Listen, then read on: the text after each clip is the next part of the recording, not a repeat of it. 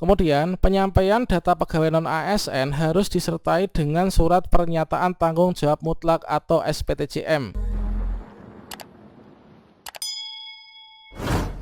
Baiklah, assalamualaikum warahmatullahi wabarakatuh, sobat-sobat calon guru, selamat datang di channel calon guru. Sobat semuanya, pada video ini kita akan berbagi update informasi, yaitu terkait tentang isi surat edaran Kemenpan RB terbaru terkait tentang pendataan guru non-ASN di instansi pemerintah. Yang mana surat ini adalah merupakan surat edaran yang baru saja dikeluarkan tertanggal 22 Juli 2022. Dan di sini pada intinya ini ada 5 syarat untuk teman-teman ikut seleksi CASN 2022 termasuk P3K.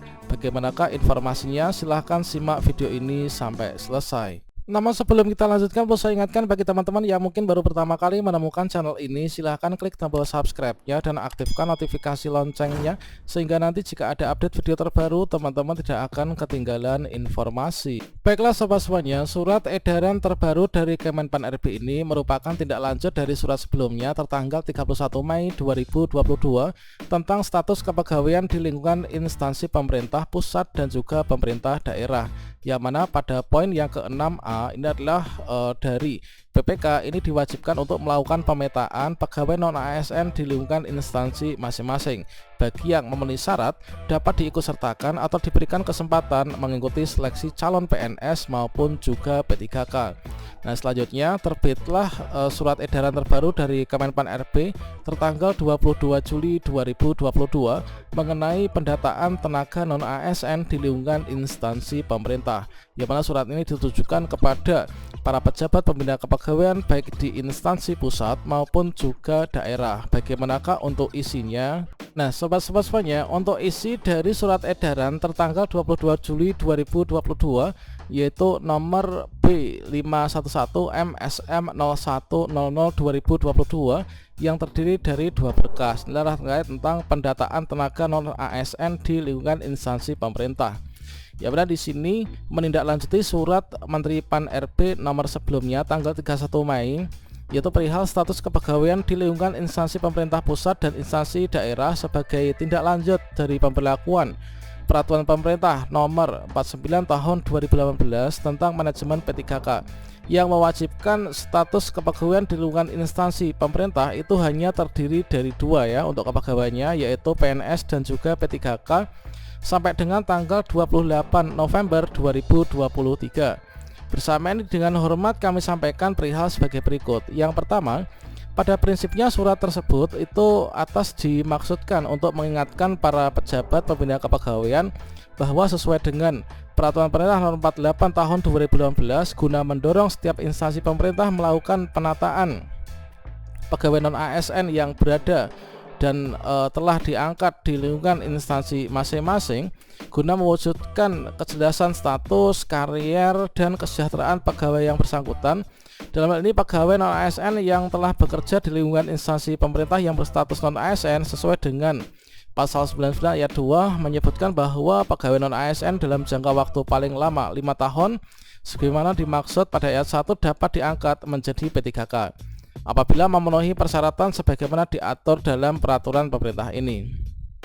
Oleh sebab itu, setiap pejabat pembina kepegawaian agar melakukan pemetaan pegawai non-ASN di lingkungan instansi masing-masing bagi yang memenuhi syarat dapat diikutsertakan untuk kesempatan berikan kesempatan mengikuti seleksi calon PNS maupun juga P3K dengan ketentuan untuk yang pertama. Nah, ini teman-teman, untuk pertama syaratnya berstatus tenaga honorer kategori 2 yang terdaftar dalam database Badan Kepegawaian Negara dan pegawai non-ASN yang telah bekerja pada instansi pemerintah. Kemudian persyaratan yang kedua yaitu mendapatkan honorarium dengan mekanisme pembayaran langsung yang berasal dari APBN untuk instansi pusat dan APBD untuk instansi daerah, dan bukan melalui mekanisme pengadaan barang dan jasa baik individu maupun juga pihak ketiga. Kemudian poin yang ketiga yaitu diangkat paling rendah oleh pimpinan unit kerja, teman-teman. Kemudian telah bekerja paling singkat nih 1 tahun ya pada tanggal 31 Desember 2021.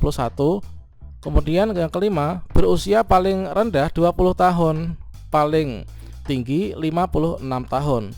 pada 31 Desember 2021. Nah, ini adalah teman-teman untuk persyaratannya, yaitu usianya minimal 20 dan maksimal 56 tahun teman-teman. Nanti deadline-nya pada tanggal 31 Desember 2021. Nah, selanjutnya di sini pada bagian yang keempat, yaitu pendataan pegawai non ASN ini dimaksudkan untuk melakukan pemetaan dan mengetahui jumlah pegawai non ASN di lingkungan instansi pemerintah, baik instansi pusat maupun juga instansi daerah. Kemudian yang kelima, untuk pemetaan tenaga non ASN sebagaimana dimaksud di atas diharapkan kepada para pejabat pembina kepegawaian untuk melakukan langkah-langkah sebagai berikut. Yang pertama, melakukan inventarisasi data pegawai non ASN sesuai dengan ketentuan pada angka ketiga dan menyampaikan data dimaksud ke Badan Kepegawaian Negara paling lambat tanggal 30 September 2022. Jadi teman-teman dilakukan pendataan dan nanti disampaikan ke BKN paling lambat adalah 30 September 2022 ya, sebagaimana pada lampiran 1 dan lampiran kedua.